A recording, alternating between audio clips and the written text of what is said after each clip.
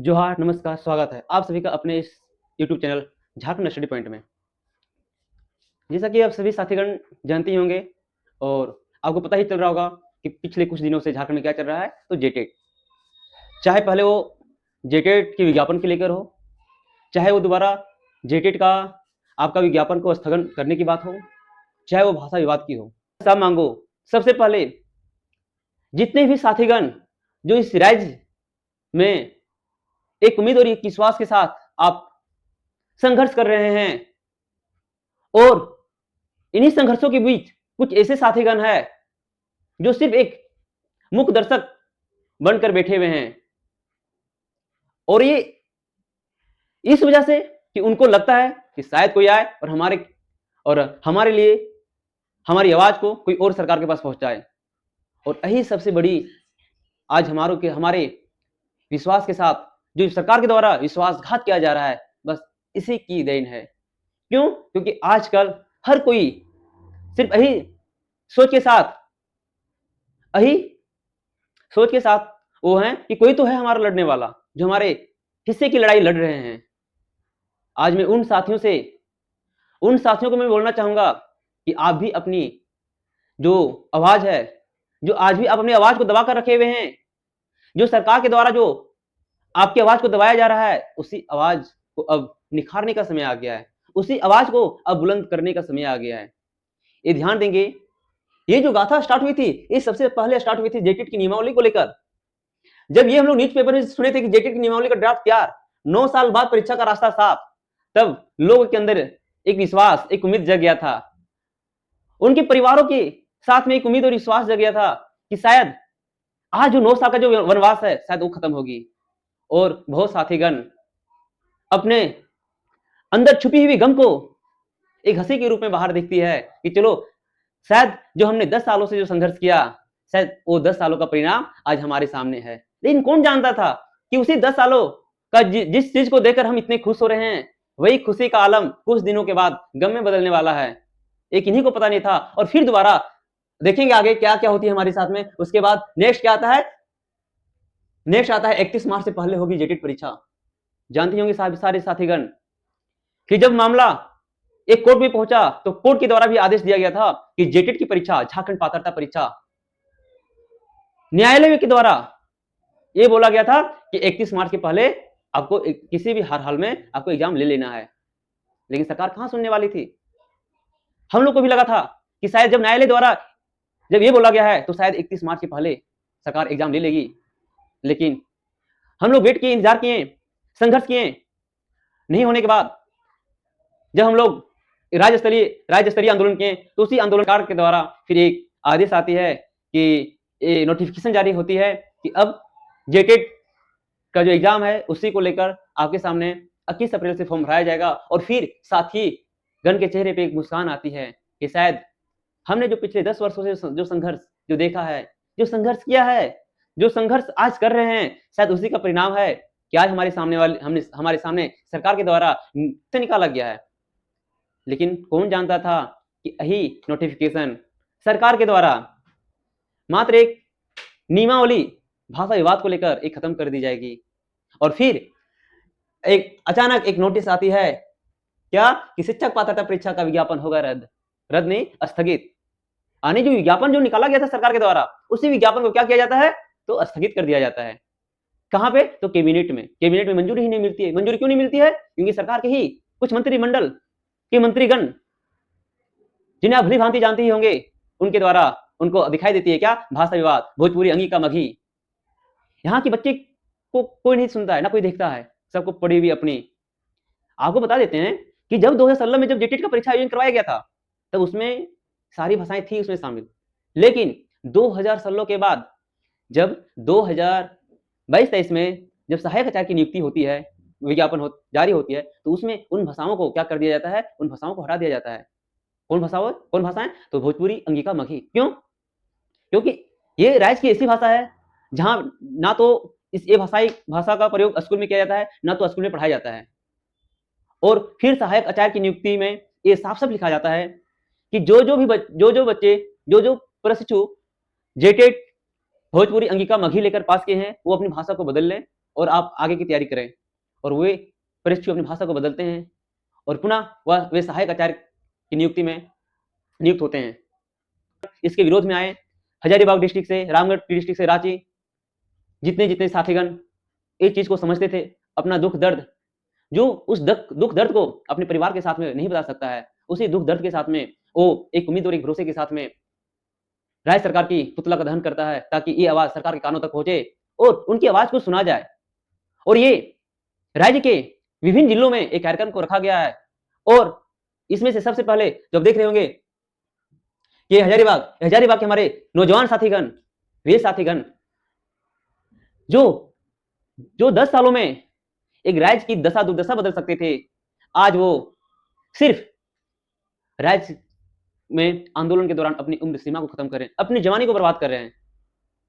उसके बाद जब हम आगे बात करेंगे, उसके बाद रामगढ़ में आप जान ही रहे होंगे चंदन सर के द्वारा जो पूरे झारखंड पात्रता परीक्षा, झारखंड प्रशिक्षित संघ के जो अध्यक्ष भी हैं, उन्हीं के द्वारा ये सारी जो कार्यक्रम किया जा रहा है, ये सारी दिन किनके है? तो चंदन सर की देन है। उनको कभी नहीं भूलना चाहिए हम लोग को। एक ऐसे इंसान जो पीएचडी स्कॉलर है, जिनको क्या ही जरूरत था, जो पीएचडी करके बैठे हुए थे, आज भी वो किसी कॉलेज में जाते तो आज भी वो आराम से 40-50 हजार की नौकरी कर सकते थे। लेकिन आज भी वो इंसान हम सबों के लिए सबसे आगे आकर इस लड़ाई को लड़ रहे हैं। तो क्या हमारी नैतिक जिम्मेदारी नहीं बनती है कि हम उनका सहयोग करें? और ये नैतिक जिम्मेदारी के साथ साथ में ये हम सबका कर्तव्य भी बनता है कि जब एक वो इंसान जो हमारे लिए आगे आकर अपना सब कुछ हमारे लिए न्यौछावर कर दे, तो क्यों ना हम उनका साथ दें। फिर आगे जब बात करते हैं तो रामगढ़ में भी हुआ, रामगढ़ में भी पुतला दहन का कार्यक्रम हुआ। पुतला दहन कार्यक्रम करने के बाद विभिन्न जिलों में एक कार्यक्रम को किया जा रहा है सरकार के विरोध में, ताकि सरकार हमारी आवाज को सुने, हमारी दर्द को सुने, हमारे दुख को सुने। क्योंकि ये दुख सिर्फ हमारी नहीं है, इस राज्य के कम से कम 5 लाख जो प्रशिक्षण प्राप्त करके बैठे हैं उनकी है। और ये दुख दर्द सिर्फ उन प्रशिक्षण प्राप्त किए हुए प्रशिक्षु का नहीं है, ये दुख दर्द उनके माता पिता का भी है, क्योंकि उनको भी आस है, उम्मीद है, वो भी एक आस में बैठे हुए हैं। वैसे युवा, आप खुद समझिए ना, वैसे युवा जिनकी उम्र 25 से 30 साल है, जिनकी उम्र कितनी है? 25 से 30 साल, और वो प्रशिक्षण प्राप्त करके बैठे हुए हैं, जो अपने राज्य में एक डॉक्टर बनने की जो नींव होती है, जो इंजीनियर बनने की नींव होती है, जो साइंटिस्ट बनने की जो नींव होती है, आज उनकी नींव पे सरकार क्या मार रही है? तो पत्थर मारने का काम कर रही है। मेरा सरकार से बस एक ही सवाल है कि आपके लिए क्या प्राथमिकता है? आपके लिए आपकी पार्टी पर प्राथमिकता है या यहां की नौजवान जो राज्य की दशा और दुर्दशा को 10 सालों में बदल सकती है?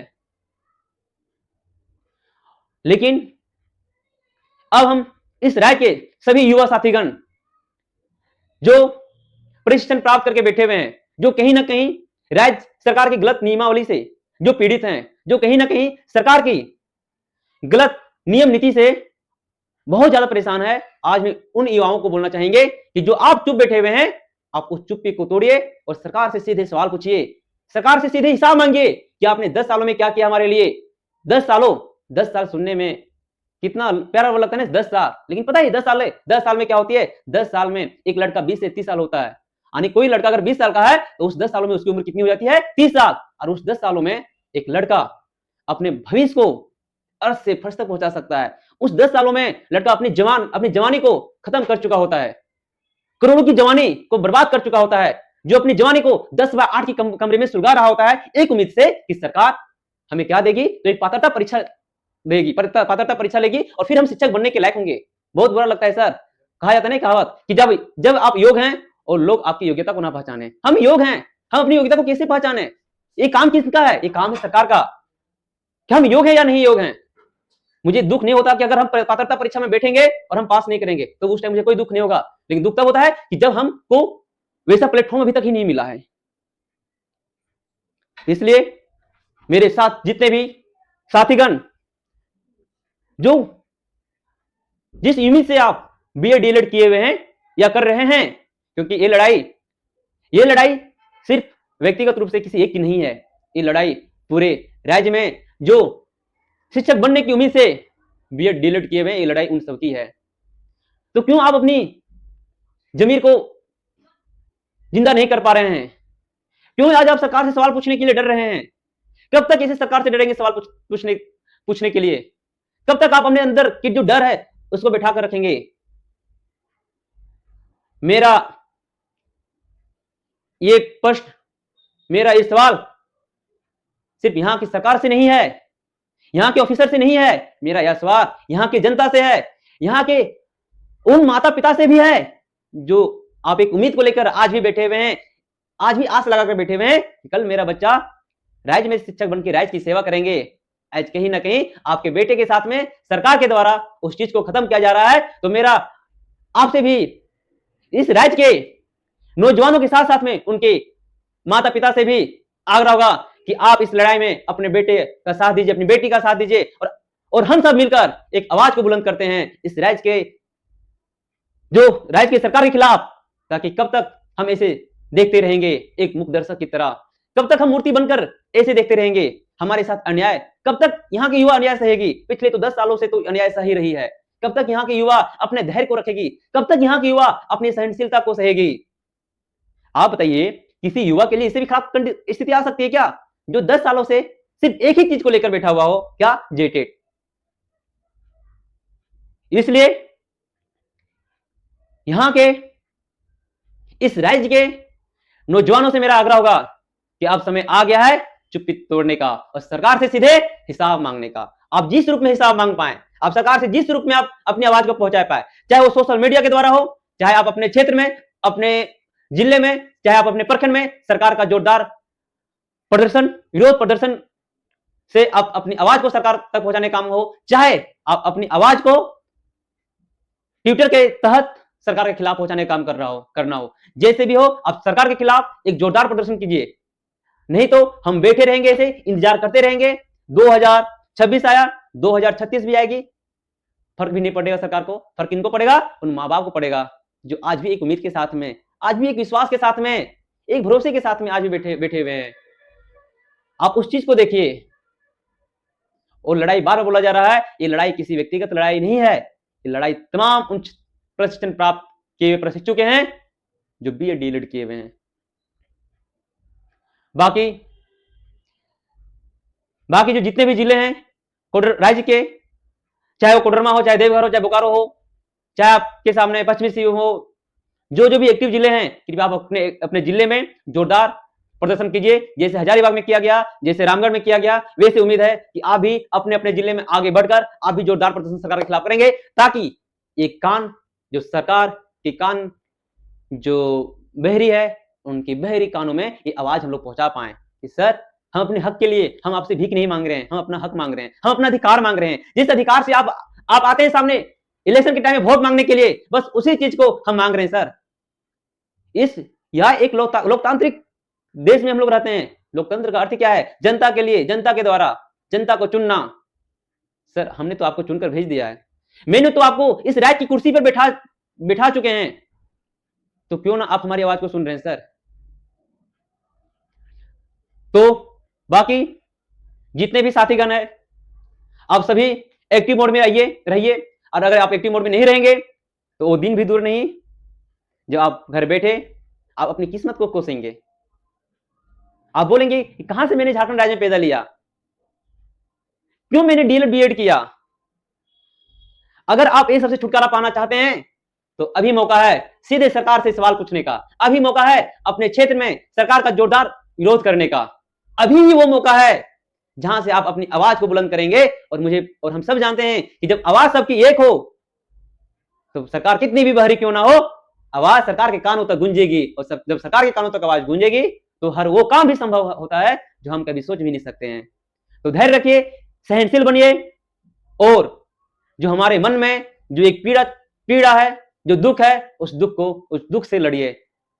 हम नौजवान साथीगण हैं, हम लोग को संघर्ष करने आता है, हम लोग संघर्ष करते हैं, और जब तक जीवन रहेगा तब तक संघर्ष लाइफ में चलता ही रहेगा। तो इस संघर्ष से भी हम लोग को पीछे नहीं हटना है, संघर्ष करते रहना है। सरकार के खिलाफ हमेशा अपनी आवाज को बुलंद करते रहना है। गलत को गलत कहना भी हमारी ही हक है, हमारी ही अधिकार है, गलत को गलत कहना, सही को सही कहना। और बाकी इस राज्य के विभिन्न शिक्षक जो बहुत बड़े बड़े नामी शिक्षकगण है, मैं उन लोग से भी आग्रह करूंगा कि कब तक सर आप कोर्स बेचते रहेंगे? कब तक उन बेरोजगारों की उम्मीद, भरोसा और विश्वास का कत्ल आप भी करेंगे, जो एक उम्मीद के साथ आपके पास कोर्स लेकर पढ़ रहा है वो बच्चा? सर आप लोग भी सवाल कीजिए, आप लोग भी सवाल उठाइए और सब एक होइए। जब यहाँ की युवा, जब उनके माता-पिता, जब यहाँ के शिक्षकगण, जब सब एक होंगे तभी कोई उपाय है, अन्यथा ऐसे हम लोग देखते रहेंगे और सरकार हमारे साथ में जो एक खेल खेल रही है नियमावली को लेकर, वो सरकार खेलती रहेगी और फिर वही होगा जो हम लोग भी नहीं सोच सकते हैं।